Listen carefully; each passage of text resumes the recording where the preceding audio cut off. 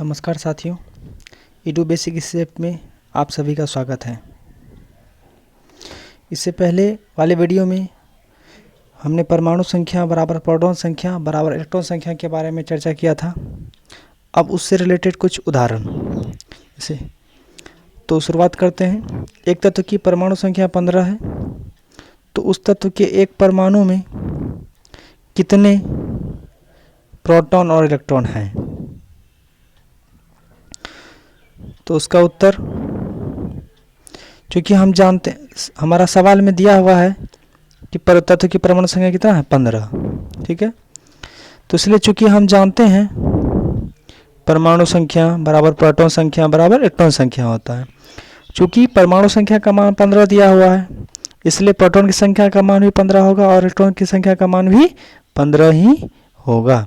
तो इसका उत्तर क्या हो गया? प्रोटॉन की संख्या भी 15 और इलेक्ट्रॉन की संख्या भी 15। इसके दूसरे उदाहरण पर हम बढ़ते हैं। किसी तत्व के नाभिक में 11 प्रोटॉन और 12 न्यूट्रॉन है। तत्व के प्रत्येक परमाणु की परमाणु संख्या, द्रव्यमान संख्या और इलेक्ट्रॉन संख्या निकालें। तो इसका उत्तर हो गया परमाणु संख्या बराबर प्रोटॉन संख्या बराबर क्या हो गया? 11। तो सवाल में स्पष्ट हमारा दिया हुआ भी है कि 11 प्रोटॉन है और 12 न्यूट्रॉन है, इसलिए परमाणु संख्या बराबर प्रोटॉन संख्या बराबर कितनी हो गई? 11।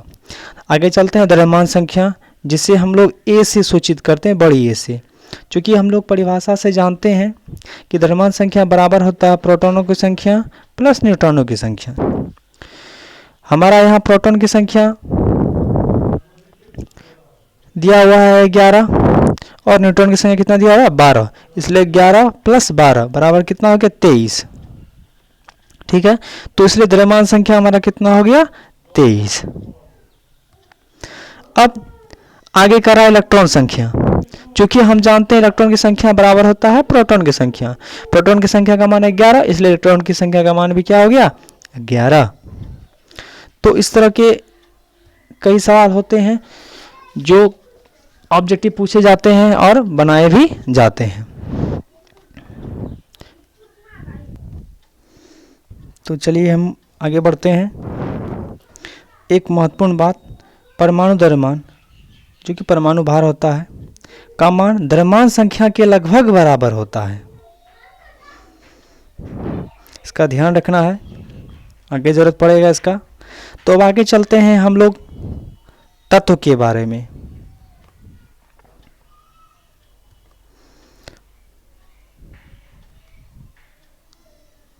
वह शुद्ध पदार्थ जिसे किसी भी भौतिक या रासायनिक विधि द्वारा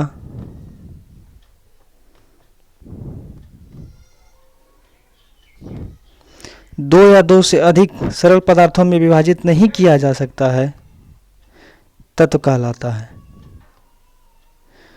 जैसे हाइड्रोजन, ऑक्सीजन, नाइट्रोजन, फास्फोरस, तांबा, चांदी, सोना, सोडियम, सिलिकॉन आदि। तो अब चलते हैं तत्व के बारे में कुछ जान लेते हैं। कुल तत्वों की संख्या 114 अभी तक, और अभी तत्वों की खोज हो चुकी है, लेकिन पूर्ण रूपेण वह वेरीफाइड नहीं होने के कारण उसका प्रचलन नहीं के बराबर या नहीं ही है। तो अभी तक हम 114 तत्व के बारे में ही जानेंगे, जिसमें धातु 92 और अधातु 22 हैं, और उसी 22 अधातु में कुछ उपधातु हैं। ऐसे आपको बता दूं, उपधातुओं की संख्या कुल 7 है। तो ऊपर एक बार चलते हैं कि हम कैसे याद रखेंगे। 10वीं कक्षा में प्रश्न पूछे जाते हैं, दो धातुओं के नाम लिखें। तो हमें याद करने का सिंपल तरीका, ऑक्सीजन, हाइड्रोजन, ऑक्सीजन का चर्चा बहुत अधिक होता है और हम लोग जानते भी हैं। हाइड्रोजन, ऑक्सीजन, नाइट्रोजन खास करके सर्वाधिक। तो ये जो एलिमेंट हैं हाइड्रोजन, ऑक्सीजन, नाइट्रोजन, ये हमारे अधातु हो गए। अब फिर सोना, चांदी, तांबा, इसका भी प्रचलन बहुत अधिक होता है, ठीक है। तो तांबा, सोना, चांदी, ये जो हो गए हमारे, ये धातु हो गए। और एक और जैसे सोडियम भी आपको धातु ही है, लेकिन हमको मुख्य रूप से जो सामान्यतः याद रखना है, ध्यान रखना है, वो ये सभी आसानी से याद रहेंगे। और एक ऊपर के तत्व में एक उदाहरण है सिलिकॉन, यह आपका उपधातु है। तो 7 उपधातु में उपधातु का उदाहरण आपको सिलिकॉन हो गया। और भी बहुत सारे उपधातु आपको धीरे धीरे मिलेंगे पढ़ने के लिए। तो चलते हैं आगे। अब बात है कि द्रव्यमान संख्या और परमाणु संख्या को कैसे लिखा जाता है, लिखने का तरीका क्या है। तो चलिए देखते हैं। जैसे संकेत लिखा हुआ है यहाँ पे, सोडियम Na11 होता है, उसका परमाणु संख्या द्रव्यमान संख्या 23। तो किसी भी तत्व में अगर परमाणु संख्या और द्रव्यमान संख्या को किसी भी परमाणु संख्या और द्रव्यमान संख्या को अगर लिखना हो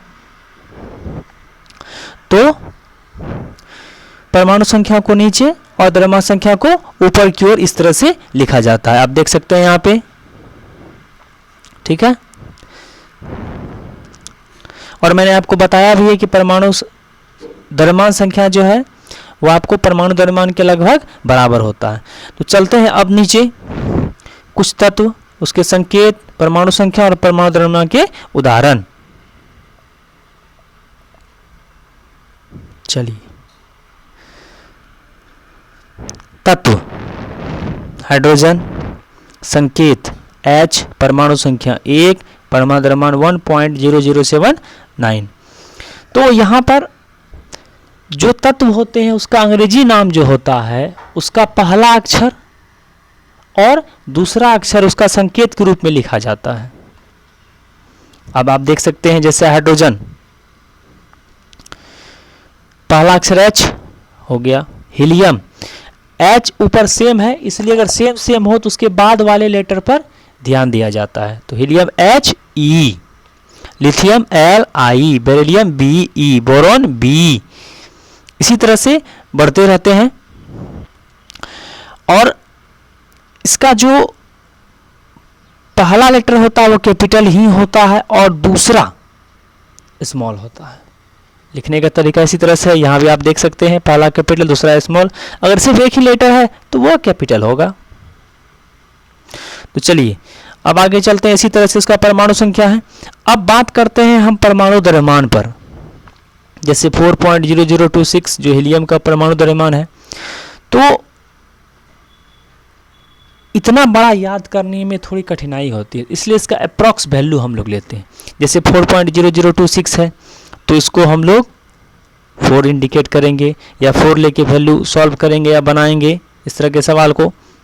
अगर ऐसा सवाल पूछा जाएगा, जैसे 9.0122 है तो इसको हम क्या लेंगे, 9 लेंगे। उसी तरह से आगे बढ़ते हैं, ऑक्सीजन पर आते हैं। परमाणु द्रव्यमान कितना है, 15.999, तो इसको हम लोग क्या लेंगे, 16। तो ऑक्सीजन का परमाणु संख्या हो गया 8 और द्रव्यमान संख्या या परमाणु द्रव्यमान कितना हो गया, 16। तो इस आधार पर हम लोग इस सवाल, किसी भी तरह के सवाल को सॉल्व करते हैं और बनाते हैं। तो ऐसा ही प्रोसेस चलता ही रहता है। और कुल 114 तत्वों के बारे में इसी तरह से जानकारी मिलती रहती है। तो अभी आपको यहाँ पर सिर्फ आयरन, जिसका परमाणु संख्या 26 है, तक ही दिया गया है। कक्षा 10वीं तक कम से कम आपको परमाणु संख्या 30 तक अर्थात जिंक तक ध्यान में रखना है। तो अब एक इसमें मुख्य बात कि जैसे आयरन है, तो आयरन तो इसका A सिंबल होना चाहिए, लेकिन यह संकेत क्या है, Fe। कुछ एलिमेंट ऐसे होते हैं जिसका संकेत उसके लैटिन नाम पर रखा जाता है। जैसे आयरन का लैटिन नाम फेरम होता है।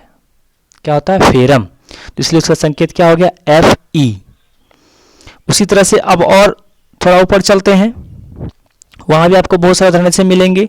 जैसे पोटेशियम पे चलते हैं। पोटेशियम तो ऑब्वियसली है, यहाँ पर अंग्रेजी का अगर नाम अगर चेक करेंगे तो हमारा PO से पोटेशियम शुरू होता है, लेकिन इसका संकेत क्या है, K। तो पोटेशियम का जो लैटिन नाम होता है वो कालियम होता है। क्या होता है, कालियम, इसलिए उसका संकेत क्या हो गया, के। और देख लेते हैं एक सोडियम, संकेत होना चाहिए SO, लेकिन है क्या, Na। तो सोडियम का लैटिन नाम नात्रियम होता है, इसलिए उसका संकेत क्या हो गया, Na। तो इस तरह से हम लोगों ने देखा कि जो तत्व होते हैं उसके कुछ लैटिन नाम भी होते हैं। तो यहाँ तक हमें ध्यान रखना है। ये वीडियो आपको कैसा लगा कमेंट करें और लाइक करें और शेयर करें। धन्यवाद।